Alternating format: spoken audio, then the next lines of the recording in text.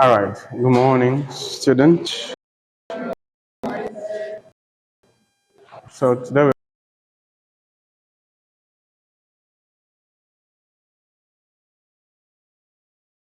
we're going to complete our discussion on interpret poetry, and that will bring our class for the semester to an end. At the end of the class, you'll be given an assignment.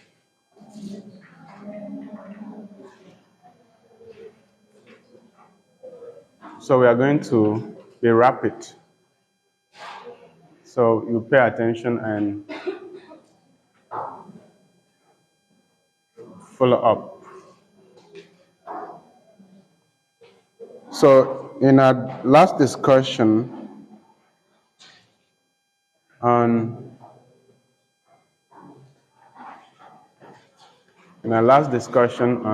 modernist poetry, we examined some of the characteristics of modernist poetry.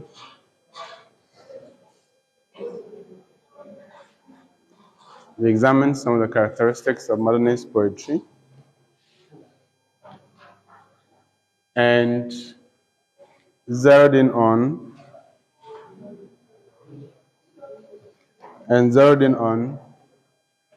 imagism.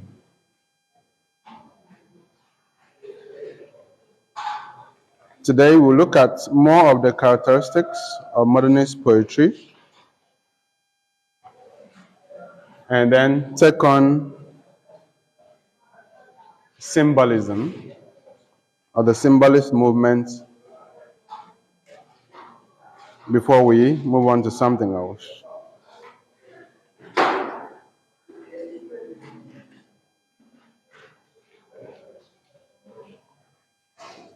An important fact you should note is that free verse began with modernist poetry. Free verse began with modernist poetry. And by free verse, we mean a poem or a stanza of a poem. By free verse, we mean a poem or a stanza of a poem that has neither meter nor rhyme.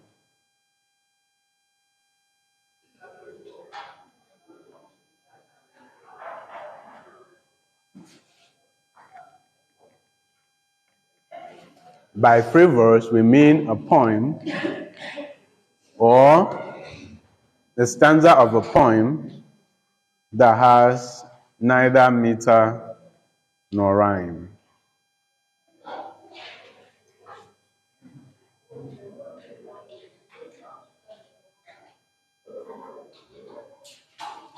Of course, free verse is the major characteristic of contemporary poetry, but it is important that you note when it began to be practiced. When it began to be practiced, and that was in the modern period, in the modernist period. So free verse began with modernist poetry, and free verse can be contrasted with blank verse. Free verse can be contrasted with blank verse.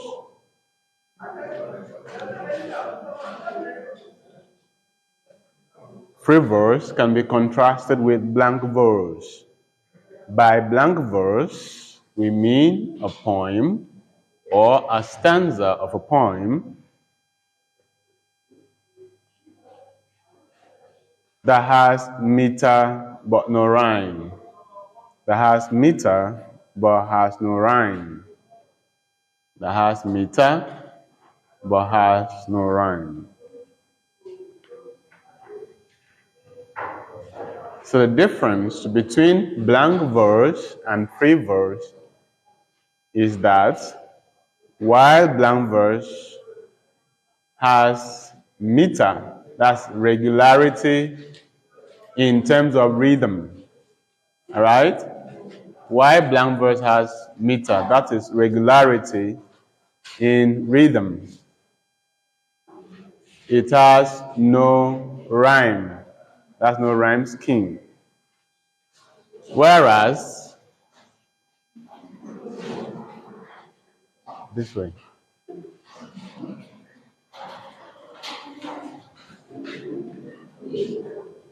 Whereas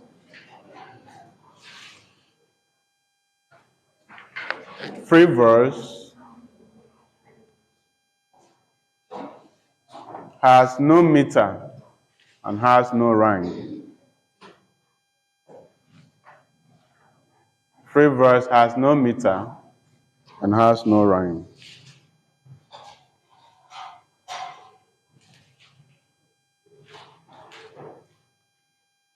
And here we are saying that,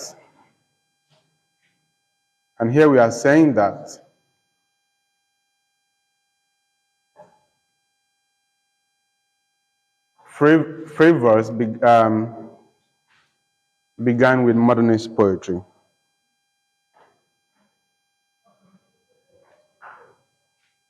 Another characteristic of modernist poetry is that it favors intellect over emotion. It favors intellect over emotion. It favors intellect over emotion.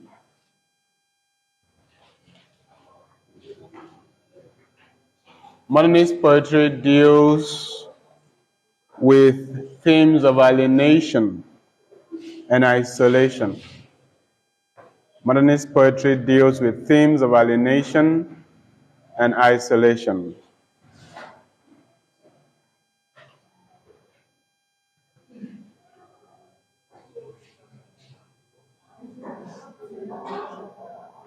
Modernist poetry deals with themes of alienation, A-L-I-E-N-A-T-I-O-N, alienation, and isolation.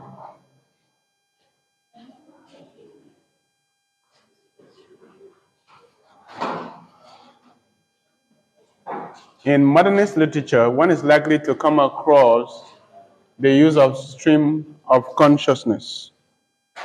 In modernist literature, one is likely to come across the use of stream of consciousness. Stream of consciousness. Stream of consciousness is usually implicated in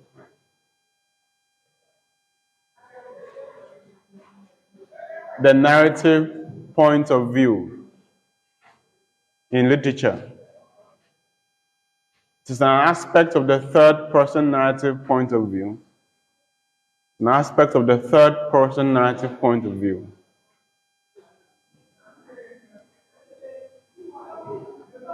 Whereby the author narrates to us the thought processes of the character. The author narrates to us the thought processes of the character. Applied to poetry, modernist poetry is deeply psychological. Indeed, in fact, that's where it takes the idea that it values intellect over emotion. That's where we get the idea that it values intellect over emotion. Makes use of streams of consciousness. Stream of consciousness simply means narrating the mind from the mind of the reader, presenting to us what the character is thinking. Presenting to us what the character is thinking, narrating to us the mind of the character, not the reader, the mind of the character. The story is told through the bearing of the character's mind or process, a stream of consciousness. So this is an aspect, this is a characteristic of modernist literature.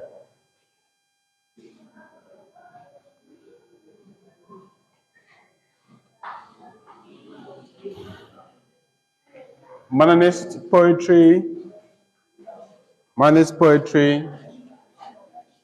is characterized by ambiguity. Modernist poetry is characterized by ambiguity. Excuse me. Modernist poetry is characterized by ambiguity.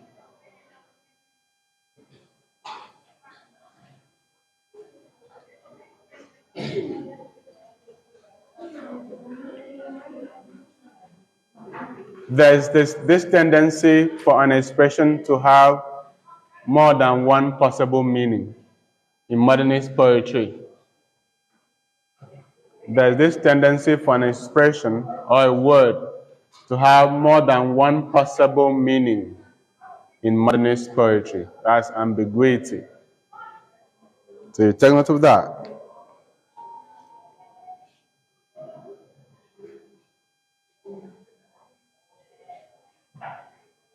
In modernist poetry, the author is not always trying to make complete sentences.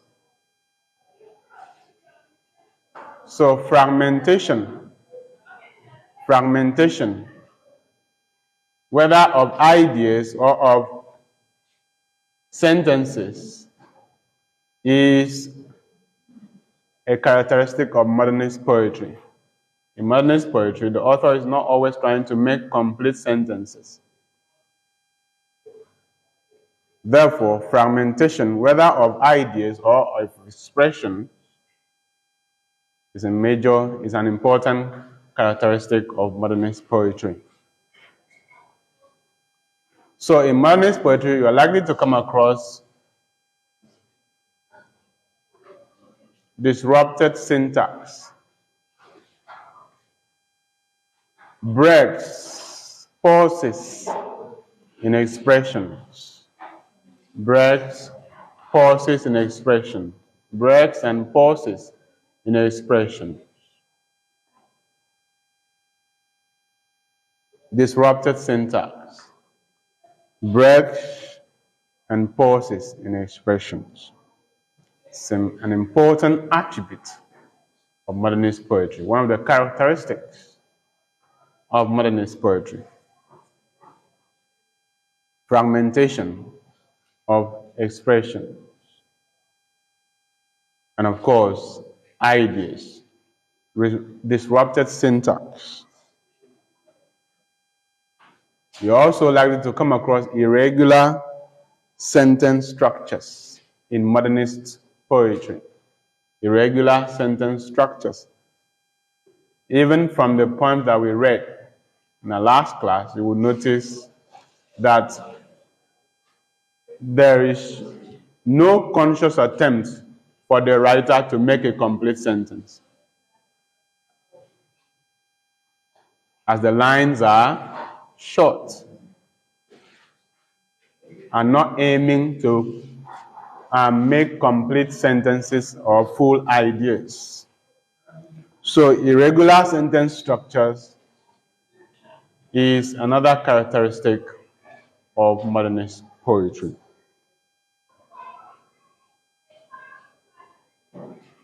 Modernist poetry thrives on ironies. Modernist poetry thrives on ironies. Modernist poetry thrives on ironies. Modernist poetry thrives on ironies.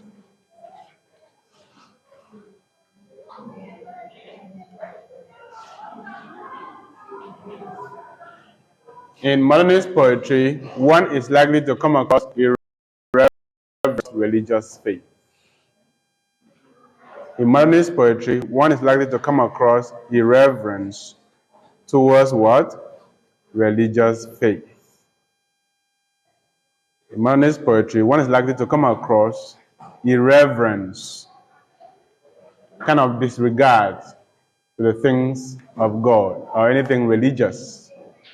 All right?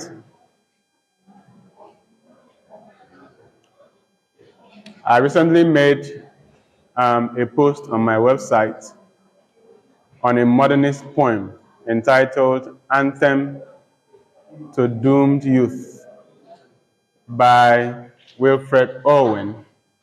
So if you go to the website, you will see the post. The website is ayoitem.com. Is the latest post. That poem, Anthem to Doomed Youth, is a modernist poem. Was written in 1917. If you read the analysis, you could see that religious faith is replaced with something more sinister and monstrous in the poem. So one of the major characteristics of modernist poetry is this irreverence towards religious faith. And in the last class, we had said why this was so. Because this time, people did not believe that a good and loving God was overseeing the face of the universe. Otherwise, so much evil would not be allowed to happen to mankind, like the First World War. So irreverence towards religious faith is a major characteristic of modernist poetry.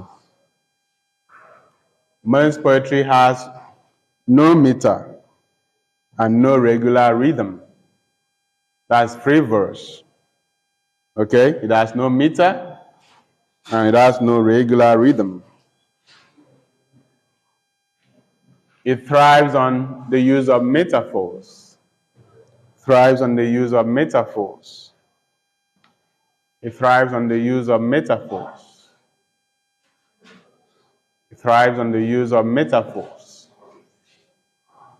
Metaphors. A type of comparison between two objects without the use of as or like. That's metaphor. Thrives on the use of metaphors. Even the poems that we studied in the last class, I tried to point to you the metaphors in the poem and the poems.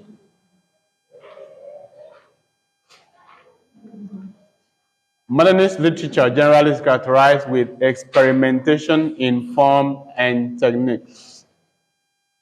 Experimentation in forms and techniques.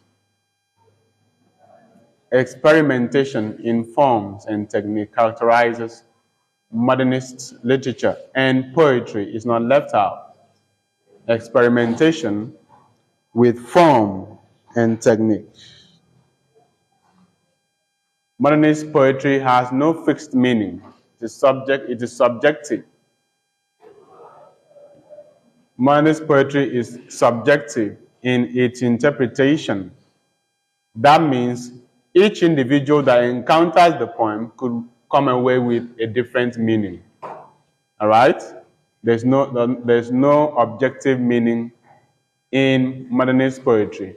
It is subject to individuals' interpretation. That's what we mean when we say that a work of art is what? Subjective. All right? That means the meaning depends on how the reader perceives it. But when an object or a work of art is objective, that means everybody who encounters the work has to arrive at the same meaning. So modernist literature is subjective, meaning that everyone interprets the work based on how the person sees the work. So modernist poetry has subjective meaning, has no fixed meaning. Okay? Reader A can have a different meaning from reader B, from reader C, and so on and so forth. That's what I mean by subjective meaning. But objective meaning is a kind of meaning that everybody who reads the work will arrive at the same meaning. That same meaning. So we've been able to explain that, tell you. All right? So in the last class, we looked at imagism, right? And we gave some of the characteristics. So today we want to look at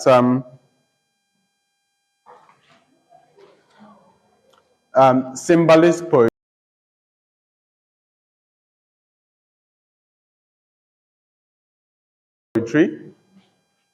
symbolist poetry, probably as a precursor to modernist poetry, symbolist poetry.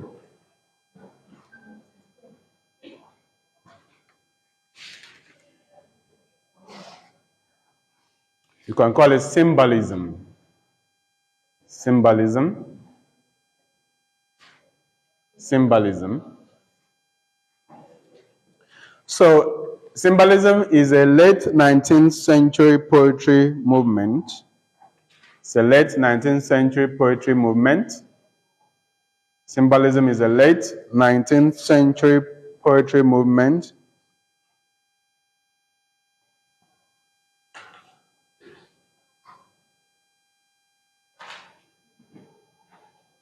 which depicts dreams, visions, and imagination.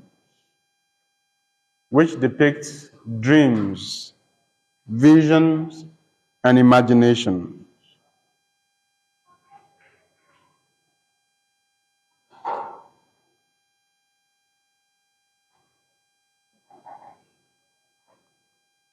Some of the important symbolists,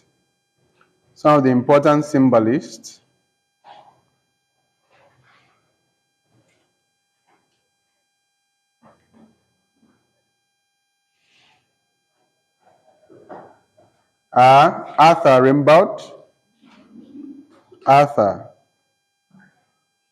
Rimbaud,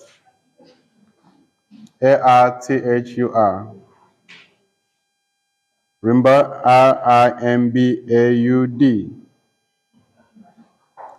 Stephen Malam, Stephen Malam, Stephen is spelled S-T.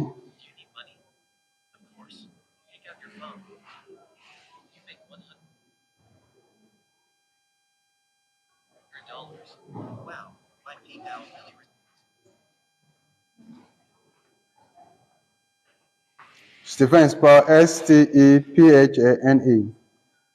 Malam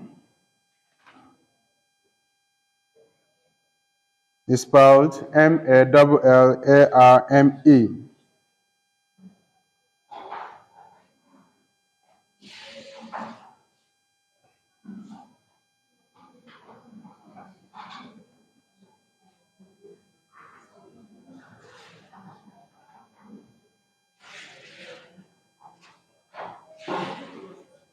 These writers are called, the writers who practice symbolism are the symbolists,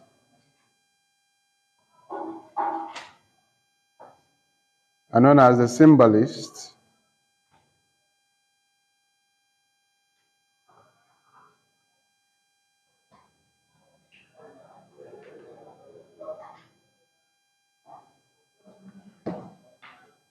And in their poems, one finds surrealistic elements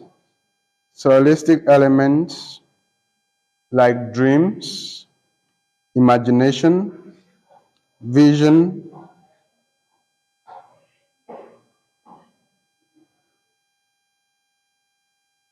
and the depiction of the state of the human mind. The depiction of the state of the human mind.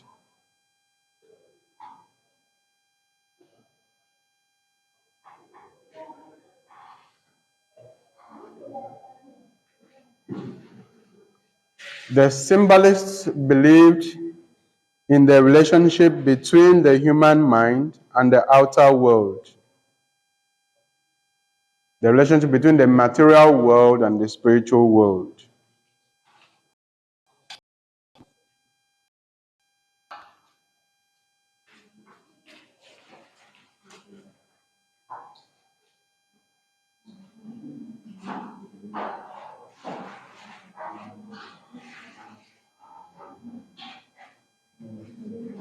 They believed in the relationship between the human mind and the outer world.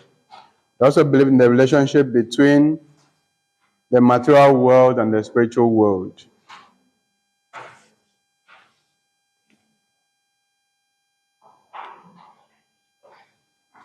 Ezra Pound was a symbolist.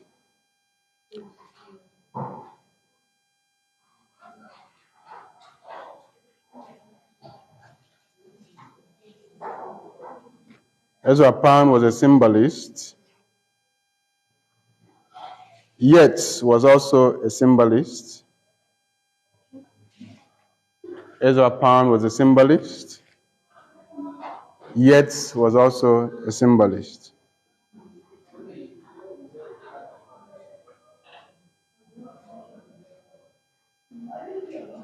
Yeats, his full name is William Butler Yeats. William Butler Yeats. Yeats is spelled Y-E-A-T-S.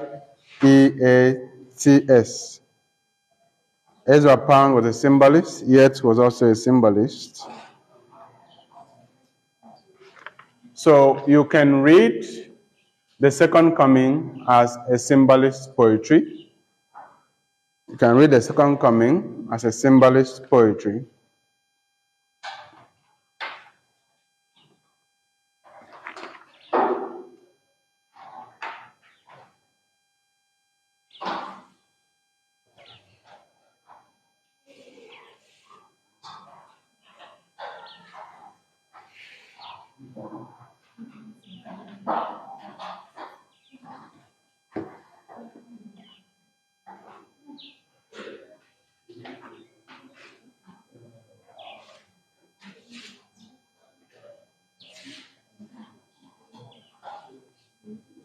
Another modernist precursor in poetry is Impressionism. Impressionism,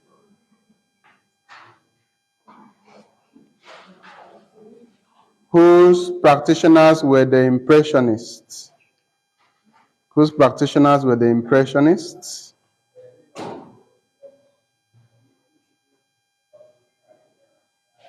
Whose practitioners were the Impressionists.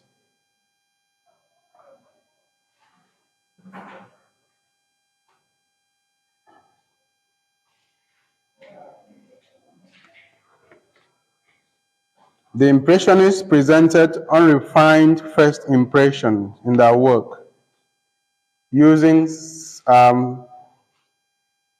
few details.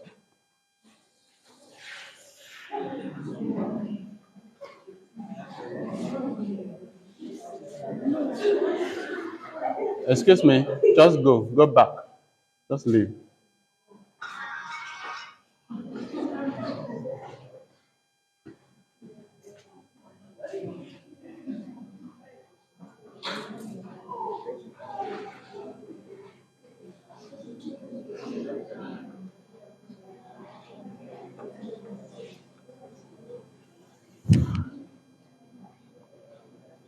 The Impressionists were known to present unrefined first impression, poetry as an impression of the author's mind.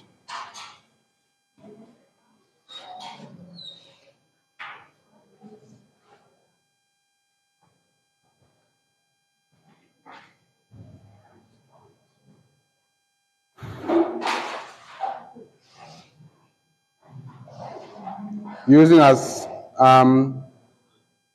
as few details as it is possible.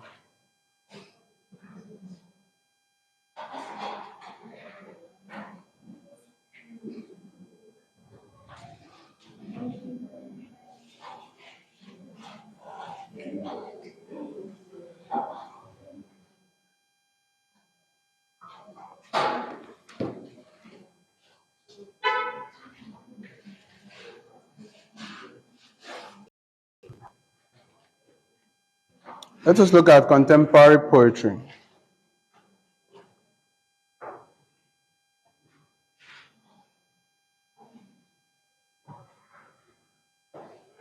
Contemporary poetry, as the name suggests, is the type of poetry or the kind of poetry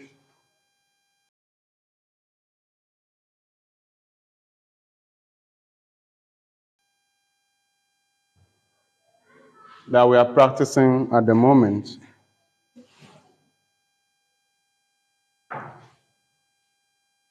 Contemporary poetry is the type of poetry being practiced at the moment.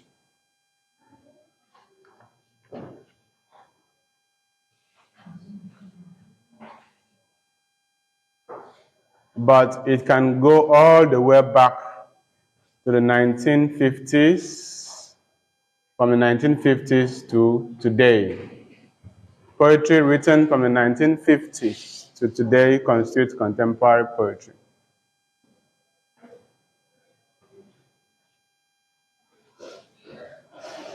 Poetry written from the 1950s till today can be called contemporary poetry.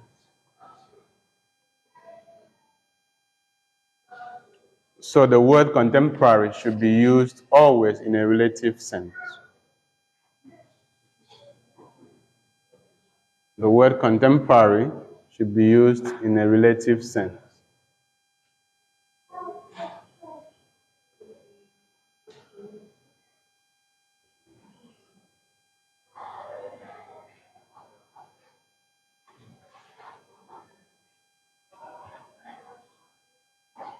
The major characteristics of contemporary poetry is that it is written in free verse. It is written in free verse.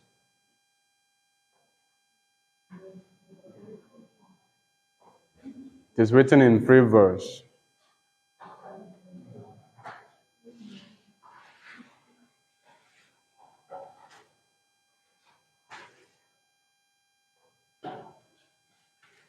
Another important characteristic of contemporary poetry is that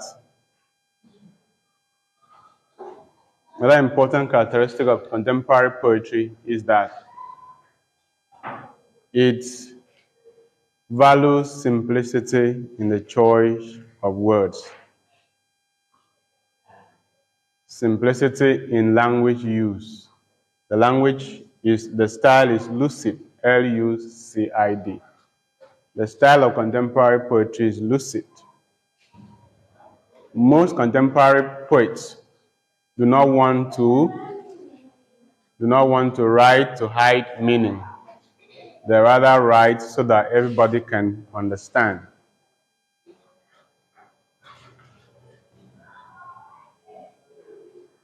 So simplicity in language is an important characteristic of contemporary poetry.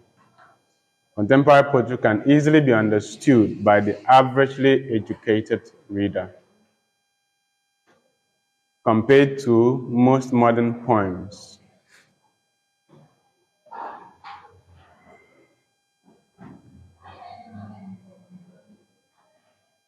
Contemporary poetry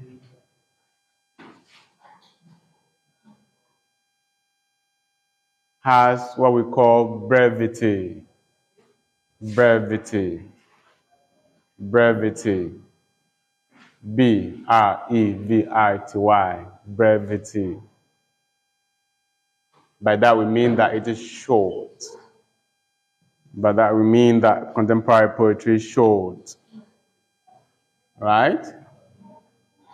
It is short. It is short. It's not lengthy. It's short. It's not lengthy.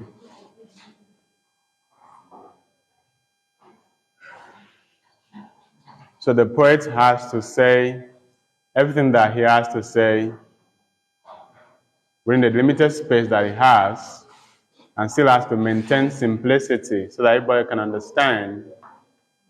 So brevity means short, right? B-R-E-V-I-T-Y, brevity, is short. Contemporary poetry deploys imagery to appeal to the senses. Contemporary poetry deploys imagery to appeal to the senses. Deploys imagery to appeal to the senses. Imagery is taught under elements of poetry, and it means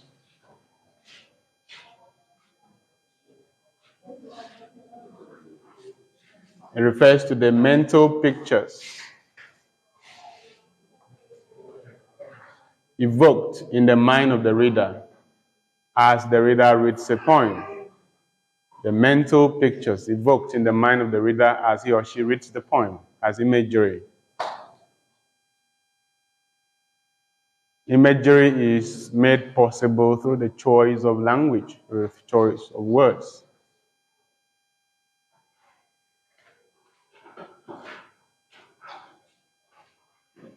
And it usually appeals to the five senses. Imagery usually appeals to the five senses, depending on what the reader, what the writer, what the poet wants the reader to perceive.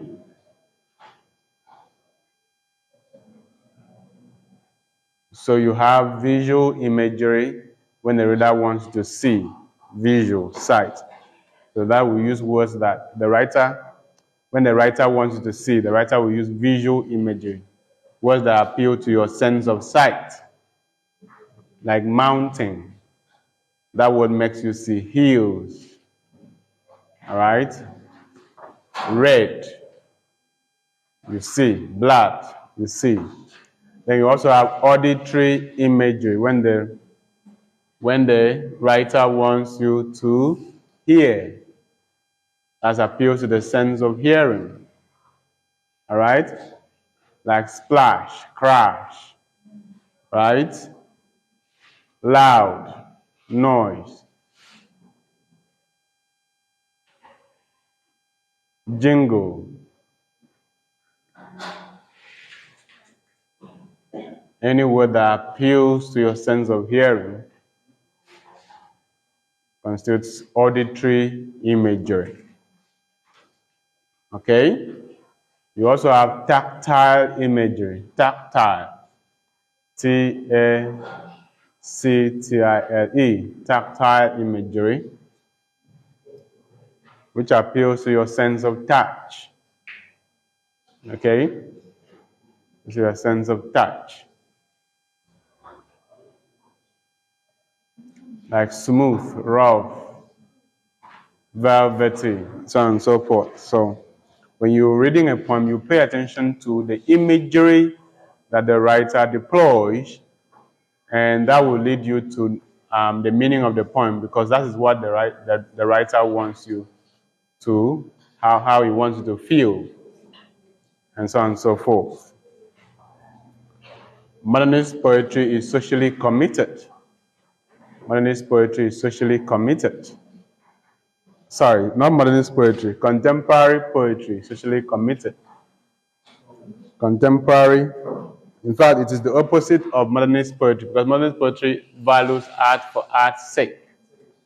Right? So contemporary poetry, in that sense, is opposite modernist poetry, because it's what? Socially committed. Contemporary poetry is a poetry of social commitment.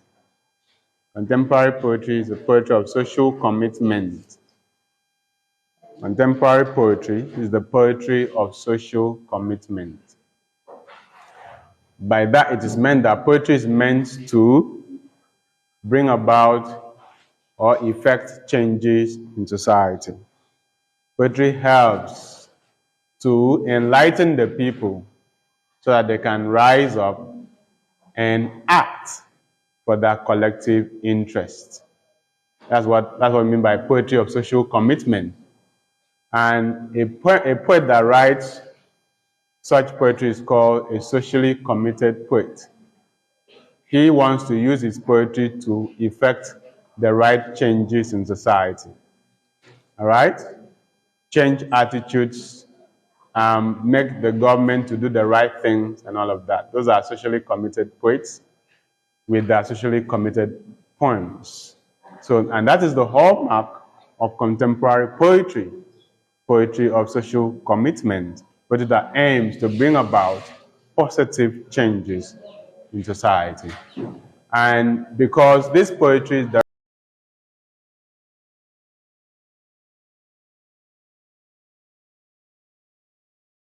directed at the masses, because this poetry is directed at the masses, it has to be simple in terms of language, because many people in society are not highly educated. The people that are highly educated in society are quite few. So if you want to appeal to the larger populace, you have to mellow down, write in the language that they can understand. Sometimes you can even use pidgin in your poetry, right? So that, because you want to appeal to the audience. So because of this, contemporary poetry is accessible to the average reader. So these are the attributes or the characteristics of contemporary poetry. And when we want to read the poems, we'll show you instances, all right? Contemporary poetry. So for now, we will move on to our last topic, which is a formalist approach to the study of poetry. A formalist approach to the study of poetry. A formalist approach to the study of poetry. A formalist approach to the study of poetry. First, you have to note that the formalist approach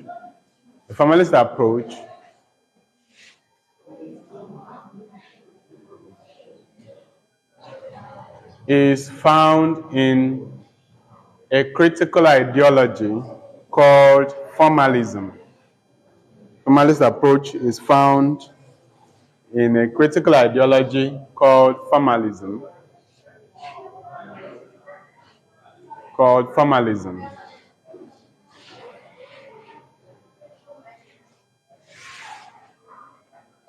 Formalism is a literary theory or a literary approach. Formalism is a literary theory or literary approach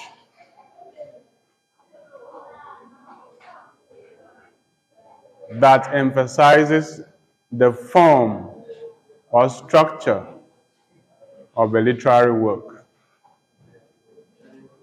It emphasizes the form or the structure of a literary work.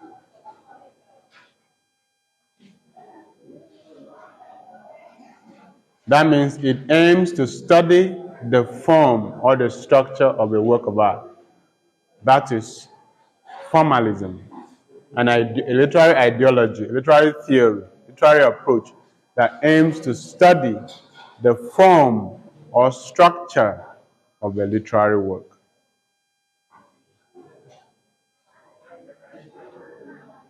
So a person who believes in the principles of formalism, or a person who applies the principles of formalism to literature, is a formalist.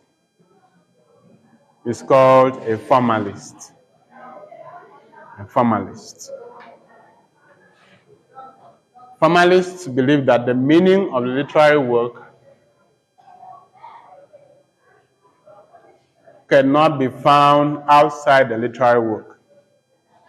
Formalists believe that the meaning of the literary work cannot be found outside the literary work. Rather, the meaning of the literary work resides in the work itself. Formalists believe that the meaning of a work of art, the meaning of a poem, does does not lie outside the poem, but it is in the poem. So it is by studying the poem and the poem only that one can find its meaning. All right? It is by studying the poem and the poem only that one can find the meaning of the poem, the true meaning of the poem. So formalism values objective criticism or objective interpretation of literature. Formalism values objective criticism or objective interpretation of literature, meaning that you must look for the meaning of the work of art in the work, and that there can only be one meaning. All right? There can only be one meaning that everybody who studies the work will arrive at.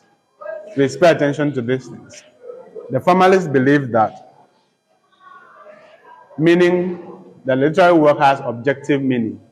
By that, we mean that single meaning that everybody who objectively approaches the text will arrive at. So reader A will arrive at the same meaning, reader B will arrive at the same meaning, and reader C will arrive at the same meaning. That's objective meaning. All right? And this meaning resides in the work.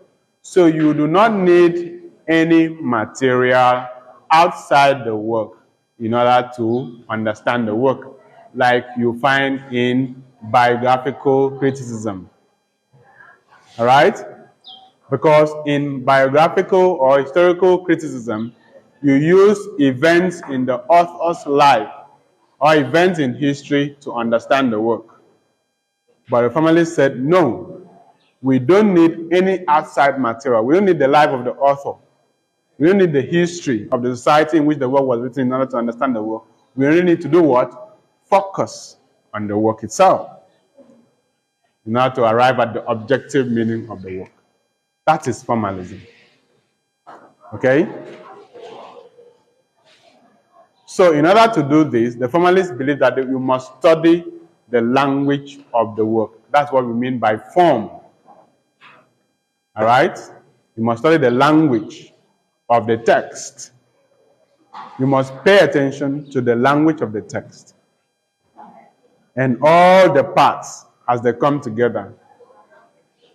Only this can bring about the meaning of the text. You don't need to find out what happened to the author, what the author believed in, and so on and so forth.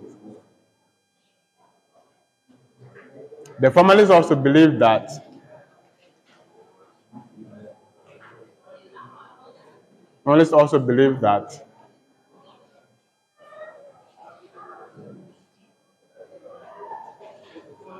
there's no authorial meaning.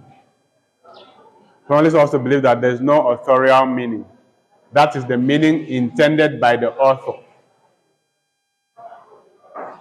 The author is not important in the interpretation of the text, so you don't need to know the authorial meaning. The work has its own objective meaning, so you don't need to refer to the author, what the author thought. In fact, the author ceases to exist once he or she has written the work. They call it the death of the author. They believe that the author has died immediately after writing the work. This is a poetic death, right? It's a metaphoric death. It's not a real death. The author dies once he or she has completed the work. And so he has no effect on whatsoever. He has no effect whatsoever on what the work should mean. So if I ask you to study a text from the formalist perspective, you don't need the meaning of you don't need the life of the author, you don't need the history surrounding the society in which the work was written. You don't need to focus on the text. By examining the language of the text, point by point, systematically, you will arrive at what the text means. This is the formalist approach to the interpretation of literature. And so, how do you go about this? How do you go about this? First, you must carry out a close reading of the text. You must carry out a close reading of the text. A close reading is a critical reading. All right? A close reading is a critical reading. Kind of reading that is engaging and involving, constantly asking questions while reading the text. It's also a careful reading of the text, not the kind of reading that you do when you're about to sleep. So you sleep and then you wake up, you read, and then you sleep, you wake up and you read. All right? It is a conscious, careful reading of the text. There's no limit to the number of times that you can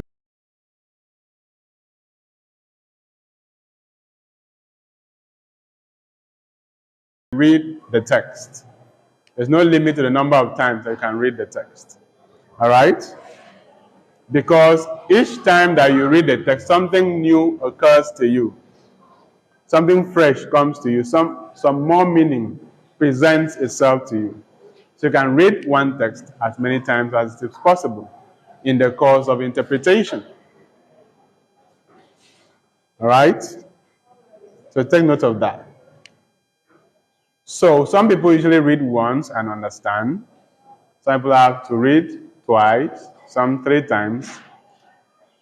Unfortunately, for some, no matter how many times they read, they may still never understand.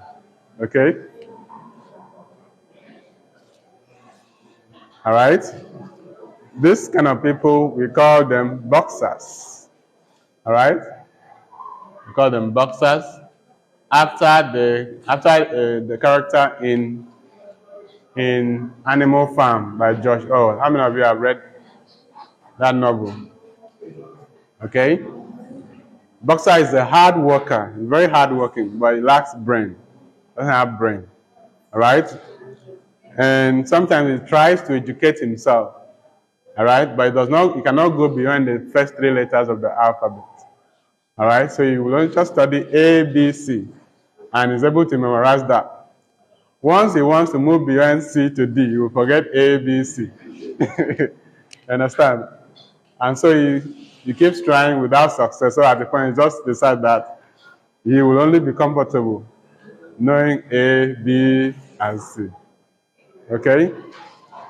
So we have people like that. Okay? They'll read the poem many times, but it just doesn't make sense. All right? We don't have such people here in Jesus' name. They're not here. All right? So you read, so the close reading is important.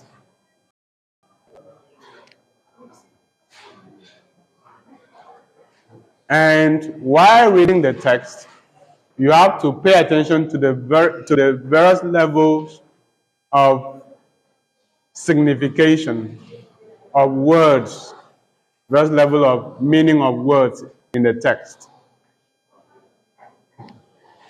Because this is what creates conflict, called ambiguity in the text. I'm using formalist language now, so you flow along with me, right?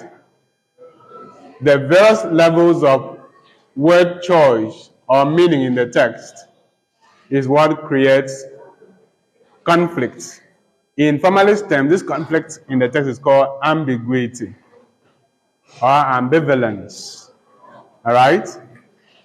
So it is by decoding the various levels of meaning in the use of words that you now resolve the ambiguity.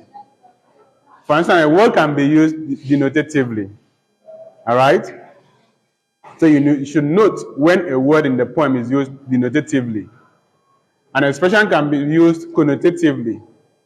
All right? Knowing this difference, knowing when a word has been used denotatively and connotatively will help you in resolving the ambiguity in the text, the conflict in the text. Okay? So I hope you know what denotative meaning is. The ordinary, everyday dictionary meaning of a word is denotation. And connotation is contextual meaning, extended meaning, meaning in context. So if you are able to differentiate between these two, you would know the meaning of the poem. You also need to pay attention to figurative meaning, which is an aspect of connotative meaning. Figurative meaning, the use of figures of speech. All right? Idioms. All right? Of course, you know that when you get to the level of idioms, it gets thicker. Right? Because to kick the bucket does not necessarily mean to kick the bucket, right? Means something deeper. The surface meaning, the surface appearance of the word will deceive you if you want to go by that in idioms.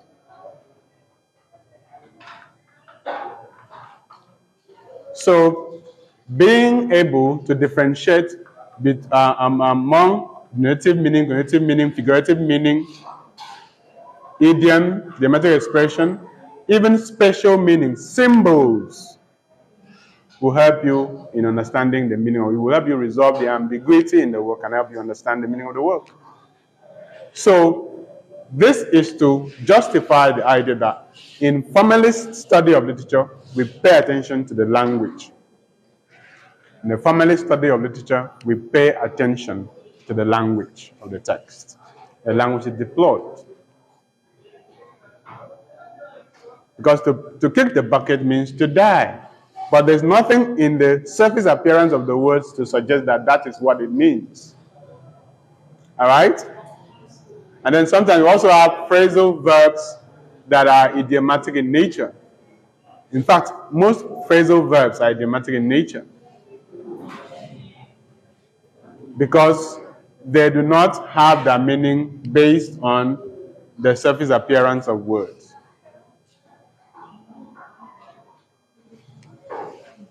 Then you have to pay attention to the structural organization of the poem. You have to pay attention to the structural organization of the poem. Pay attention to the structural organization of the poem. For instance, if the poem is written in 14 lines, you know that already that's a sonnet. That's likely to be a sonnet. So you have to count the lines, count the stanzas.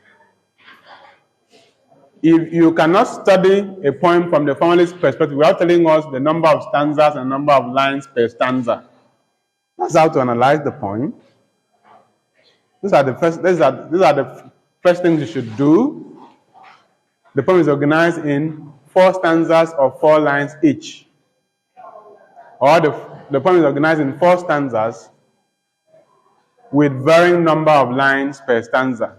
Stanza 1 has 3 lines, stanza 2, 2 lines, stanza 3, 5 lines, and so on. That's what you say.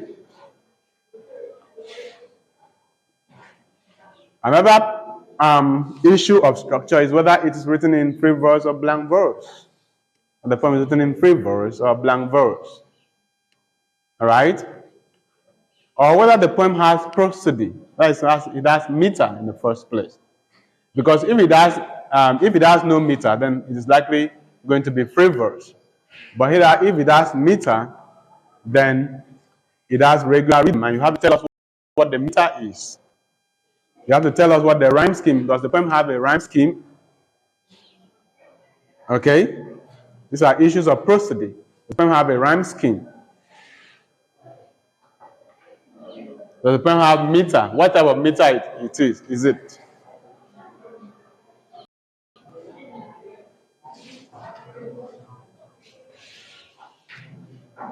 These are the concerns of the formalist. Then, is the poem written in free verse or blank verse? Is it written in run-on lines or end-stop lines? Hope you know these terms, what they mean. Run-on line. What's another name for run-on line? Enjambment. or end stop line. These are things we mention under the structural organization of the poem. And they all go into helping you interpret the poem as a formalist. Okay? We talk about the rhyme. What type of rhyme is it? Is it end rhyme or internal rhyme? If it's end rhyme, what type of end rhyme? Right? Is it feminine rhyme or masculine rhyme? Right? Is it I rhyme? Okay? Is it I rhyme? So you take note of these things.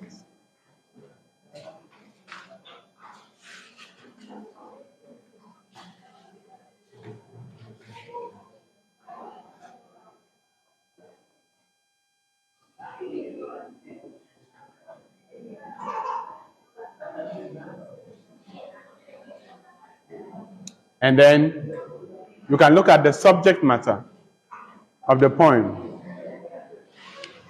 And look at the subject matter of the poem.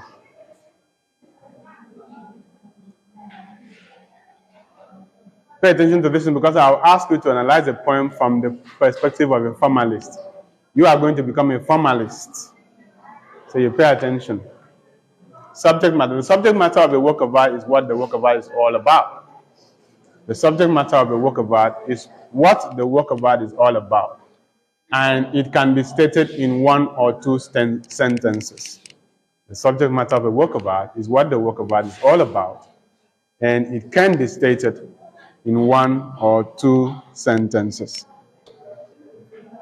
So that's the subject matter.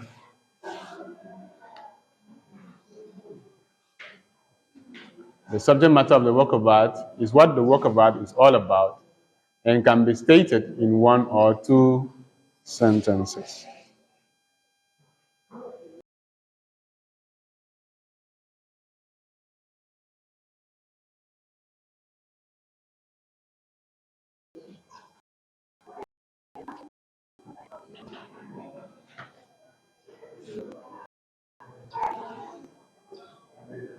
Then you can now go into structural analysis. Structural analysis. By structural analysis, I mean line by line, stanza by stanza analysis of the poem. I'm going into structural analysis. By that we mean line by line or stanza by stanza analysis of the poem.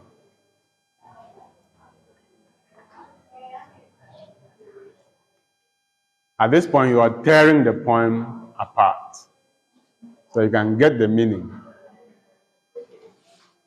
You can group the lines. You can say line 1 means this, or you can say line 1 and 2 mean this. All right? Or you can even state the complete meaning of a stanza, and so on and so forth. If you check the way I do my analysis on my website, it will give you an idea of how this is done. Okay? Can be detailed.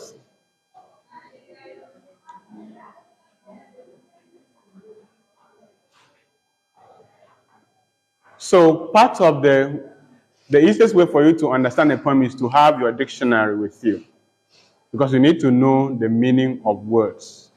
If you are studying a poem somewhere and you come across a word, you need to check it in the dictionary, know what that word means in the context of the poem. It's important that you pay attention. I've already said it from the beginning, that you pay attention to the diction, because the ambiguity, the conflict in the poem lies in the choice of words, which is diction. Right?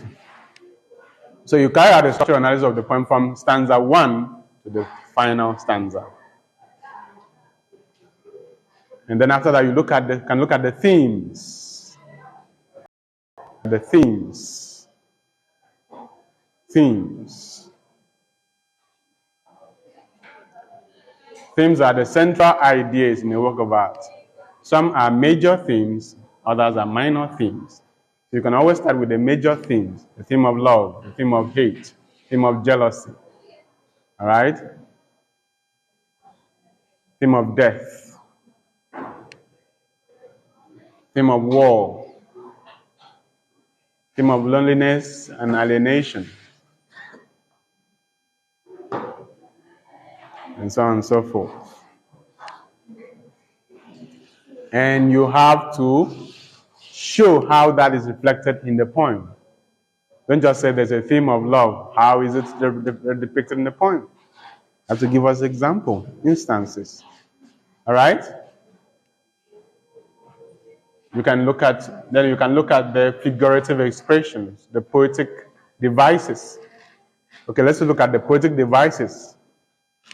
Poetic devices like alliteration, assonance, onomatopoeia,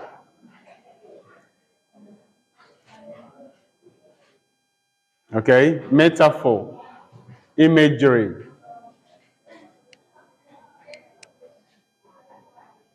simile, personification, oxymoron, synecdoche, laetetis. Are they in the poem? You tell us. What is their purpose in the poem? What do they do? We have synecdoche, metonymy in the poem. What do they do? How do they help bring out the meaning of the poem? Okay? So you need to be well versed with your figurative expressions, because the more you know, the more you'll be able to discover them in the poem. Sometimes you just pick out similes and metaphors, but there are others in the poem, but you don't know them, so you can't identify them. You cannot identify the synecdoche because you don't even know what it is. You can't identify metonymy because you don't know what it is. Right? You can't identify anaphora. All right? Chiasmus, cataphora, because you don't know what they are. So you need to be well versed with your figurative language. All right?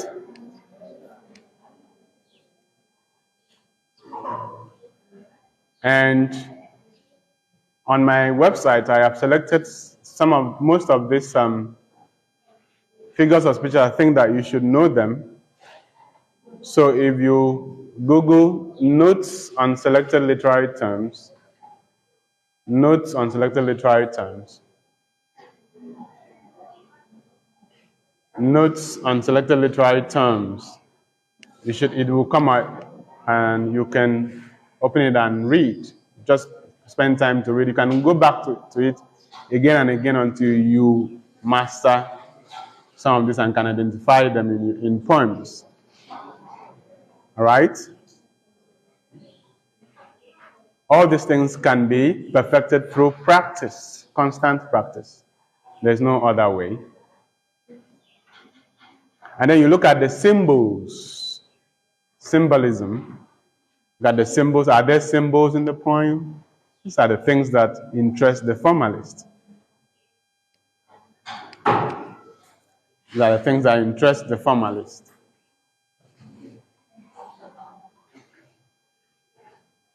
Symbols are signs that point to other signs as their meaning.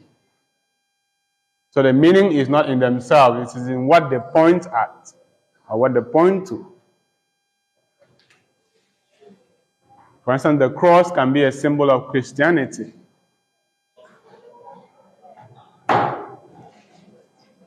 And symbols, like words, are culturally and contextually situated.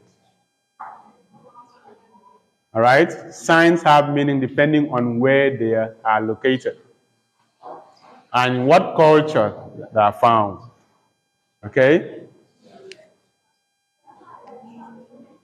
For instance, if you tie a palm frond on a particular tree, a white person will just come and look at it and say, oh, they're trying to beautify this tree. This tree looks beautiful.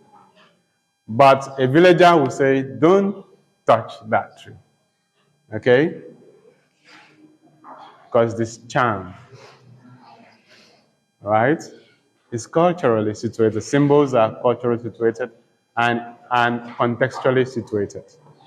You take note of that.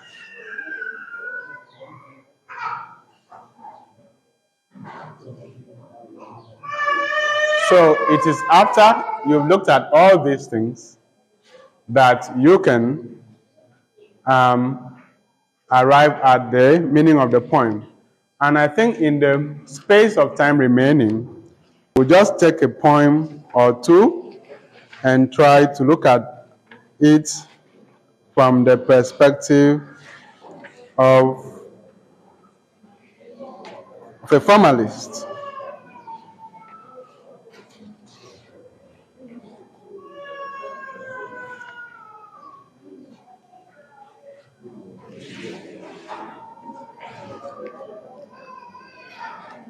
Let's just look at the poem Africa by David Duke.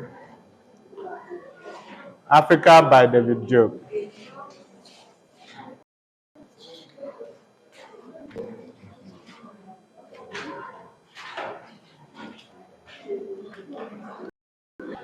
We can read this poem as a contemporary poem, as contemporary poetry.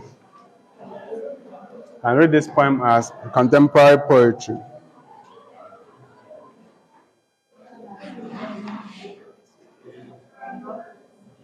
Africa, my Africa. Africa of proud warriors in ancestral savannas. Africa of whom my grandmother sings on the banks.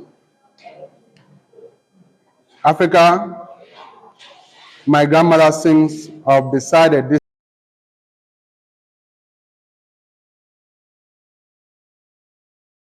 distant rivers. I have never seen you, but my gaze is full of your blood.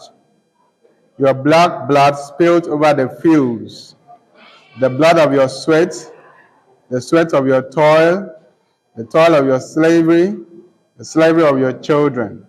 Africa. Tell me, Africa, is this, I think this is another version of this poem that I knew growing up. It's another version of the poem.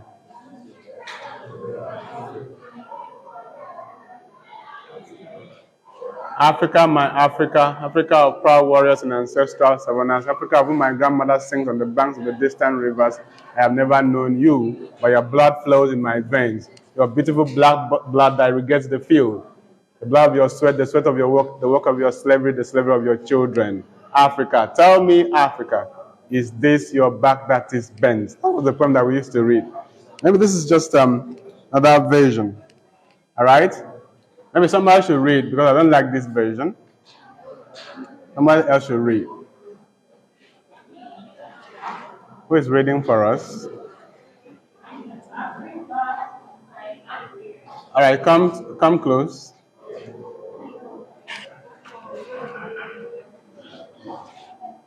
Okay. Go on. Africa, my Africa.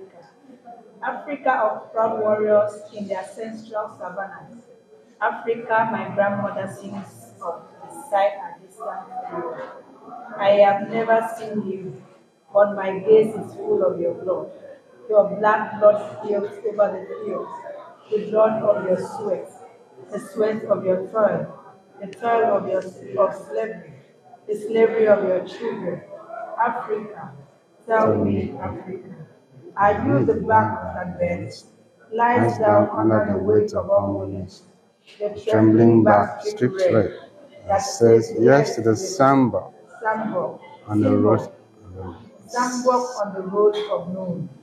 Suddenly a voice answers me, impetuous child, that young and sturdy tree, that tree that grows, there splendidly alone among white and faded flowers, is Africa, your Africa, with fruitful new shoots, with patience and stubbornness, fruitful new shoots, slowly its fruit grew to her, the bitter test of liberty. Okay, thank you. It's a different version from the one we knew. But in that version, it says, but a great voice answers me, impetuous child, that tree young and strong, splendidly amidst white and faded flowers. That is your Africa springing up anew, springing up splendidly, obstinately, whose fruit bit by bit shares the bitter taste of liberty. That's what we used to know. So it's a different version, but it's okay. So, as I said, some people can read it once and understand, some people read it twice and understand, some people read it thrice and understand, and then some could read forever and still don't understand. And I have the faith that those people who read it forever and don't understand are not with us, right? They're somewhere else. Okay? So we can start by saying that the subject matter of this poem is about the plight of the African continent under colonial rule, all right? And the hope that Africa would rise above its colonial challenges. That would be the subject matter of the poem. So the subject matter of the poem is Africa, all right? You can say this poem is about Africa, the continent of Africa, especially its colonial challenges and the faith that the author has that Africa can overcome them, right? So the poem is a free verse, written in free verse. It's mostly written in run-on lines because we don't have heavy punctuation marks at the end of the lines, most of the lines. And some ideas in some lines run into another line, all right? So it's written in run-on lines or in enjambment. The poem is a free verse because it has no meter. How you know whether a poem has meter or not is to count the syllables per line. If there is regularity in the number of syllables per line, then the poem likely has meter. But if there is no regularity in the number of syllables per line, then it is a free verse. This is a contemporary poetry, contemporary poem. All right? So let's see how many. The poem is written in one long stanza.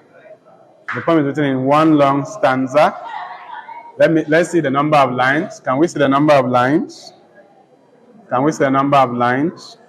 1, 2, 3, 4, 5, 6, 7, 8, 9, 10, 11, 12, 13, 14, 15, 16, 17, 18, 19, 20, 21, 22, 23, 24. Did you have 24? Yes, sir. Did you have 24? Is there anyone that had 20, saw 20? Another person, anyone who saw 23? Okay, good. So you see, that's objective meaning. So we have all arrived at the fact that it has 24 lines. The poem is written in one long stanza of 24 lines. You can write that down. David Bieb's Africa is written in one long stanza of 24 lines. That's how we do it. That's how we start. That's how we begin. That's how you say it. All right? That's stating the subject matter. Okay?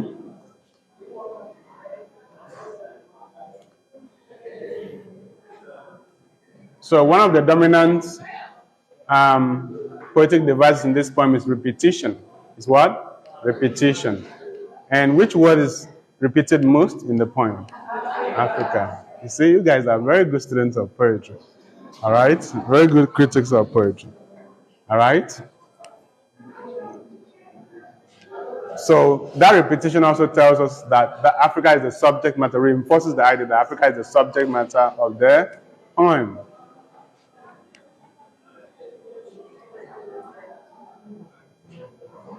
So, in the initial part of the poem, the poet takes us back to the pre-colonial era of Africa.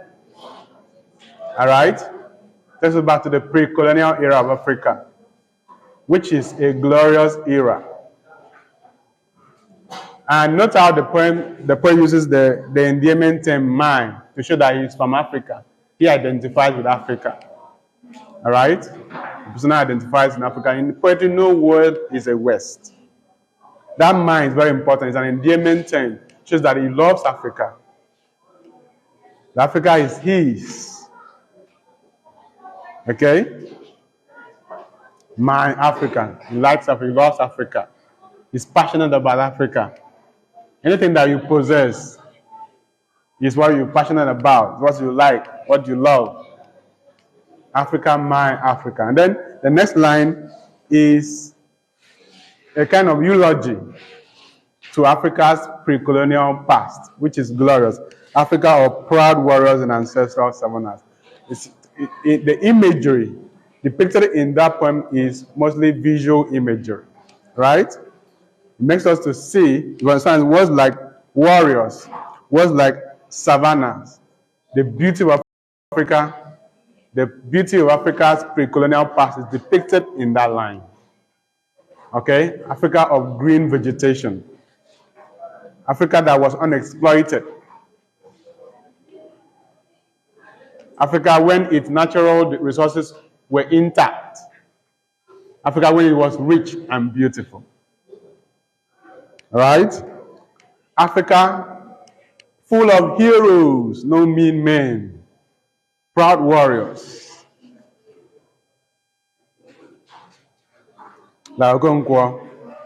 Right? Africa, my grandmother sings. Grandmother here suggests past. All right? The old people, the four bays, beside the distant rivers. So you see the beauty and the harmony that existed in pre-colonial Africa.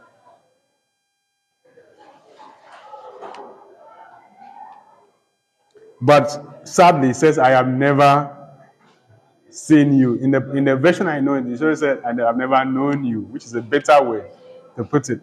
I have never seen you here means that this writer was not born in the pre-colonial times.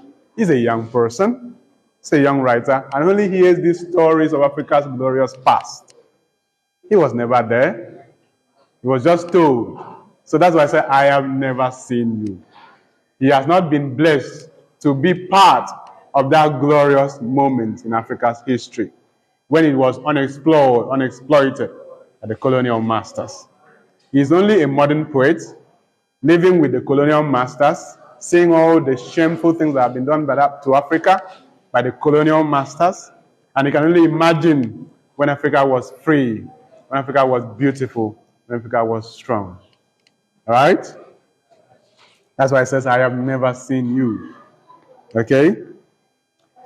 It said, but my gaze is full of your blood. In the version I know, it said, but your blood flows in my veins. That's a better expression. But your blood flows in my veins. Okay? That means still that son of Africa. All right? Even though he has not seen, he was not born in Africa's pre-colonial times, but he is still a son of Africa. All right? And is proud of the color black. Okay? Your black blood spilled over the fields. Black blood there, the expression black blood there is an instance of alliteration, right? An instance of alliteration, right? Because of the repetition of the voiced, bilabial, plosive. All right? That sound is called voiced, bilabial, plosive. It is repeated in black and black. Okay? That's alliteration. That's alliteration. Your black blood spilled over the fields shows how Africans were killed by the invading colonial masters, which is what the young poet is experiencing. He's experiencing a time when Africa is in bondage, in slavery, when Africa is under the yoke of the colonial masters. Okay? The blood of your sweat.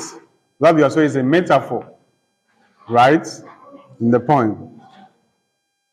The sweat of your toil. The toil of your slavery. So the theme of slavery is an important theme in Africa's colonial history. When the white people came to Africa and colonized us, turned us into slaves, and took us to the New World, like America, the Caribbean, to work in plantations. All right? Turned us into slaves where we work for them for free. The blood of your sweat, the sweat of your work, the work of your slavery. Slavery is an important moment in Africa's history. You cannot discuss African history without talking about slavery. All right? The slavery of your children. All right? That the grandmother lived in a better time, the children are now living in slavery because the children are living in colonial times when the white men have turned Africans into slaves. All right? Africa. Tell me, Africa. Are you the back that bends? That is an example of rhetorical question. And a rhetorical question is a question that is asked for its effect, literary effect, and not necessarily to elicit an answer. Okay? Are you the back that bends? So that's also a metaphor because Africa is, that's also a metaphor. Because Africa is compared to the back that bends. It's also personification because Africa is personified throughout this poem. All right? In fact, personification is an important figure of speech in this poem because Africa is personified. Africa is seen as a person in the poem. And it is also a form of synecdoche because it presents a part-whole relationship. All right? Synecdoche. Are you the back that bends? Lies down under the weight of humbleness. The trembling back stripped red that says yes to the siambak. This siambak is a kind of cruel whip that the colonial master used to whip Africans to make them work harder. That when it touches your back, it peels off your skin and blood starts flowing. Right? And sometimes you are just flogged for nothing. Even though you are bending down working, they will still come and flog you. You just want to see the blood coming out.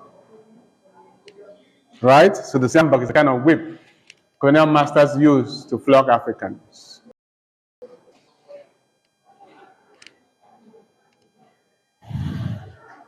That says yes. Of course, the relationship between white and black people was a relationship between slaves and masters. So you always say yes, sir, yes, sir, yes, sir, no, sir. Okay, you can not even say no, sir, depending, but you always say yes, sir, yes, sir. All right.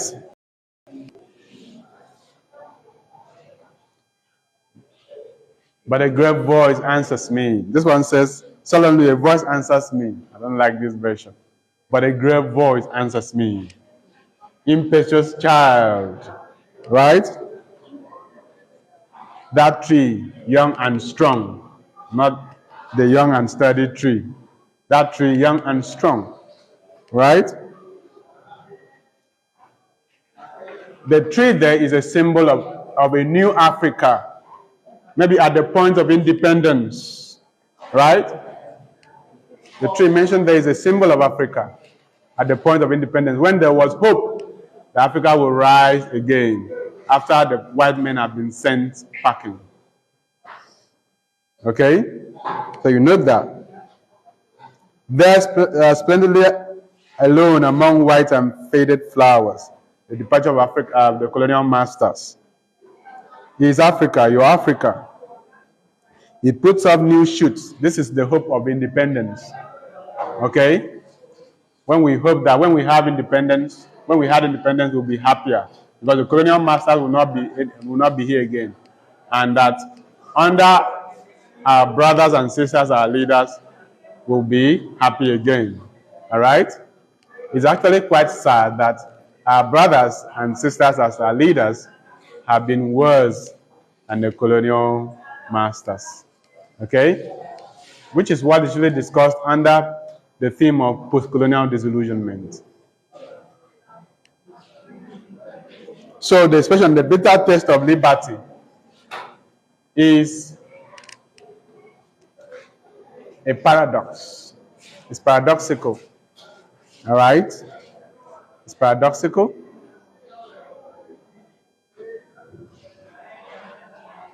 And it talks about the pains that it took Africans to gain independence, what they had to go through, all right, in order for them to gain independence.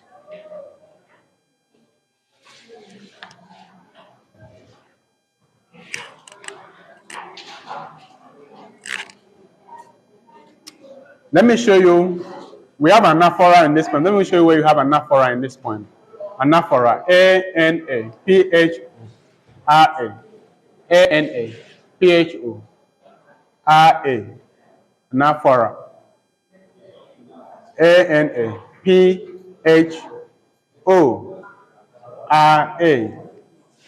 anaphora. It means the repetition of a word or an expression at the initial line of a poem. At the initial line of a poem.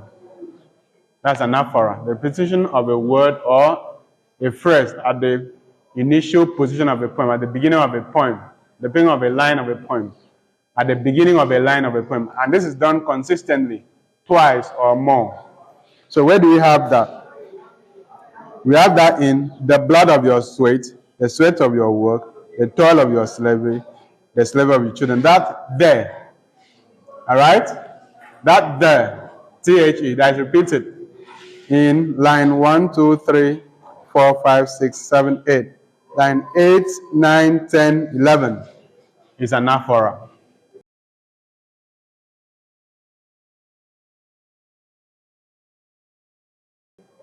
That's anaphora. All right? There, anaphora.